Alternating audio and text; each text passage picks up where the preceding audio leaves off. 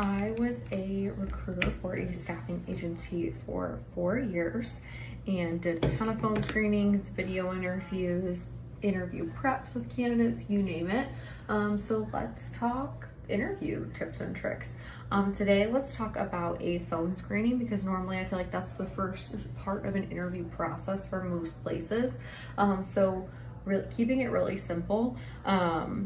Basically just make sure that you know what job the screening is for, what the responsibilities look like, and a ballpark of what the pay rate is unless it's not posted, and be prepared to talk a little bit about just your background, what you're looking for in your next job, and why you're on the job market. I would say that was always my goal from my intro call, and then of course to tell people about the job and make sure that it was something that they were interested in.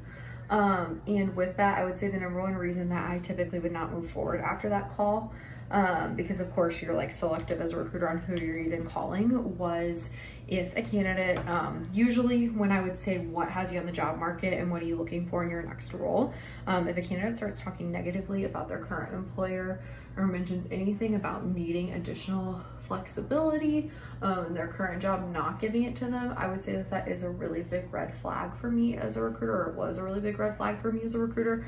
because in my head that tells me that you may struggle a little bit with like attendance, and also if you're talking negatively about a previous employer, that's just a big red flag in general. So with that, next time you have a phone interview, try those tips and let me know how they work and if you want to hear more.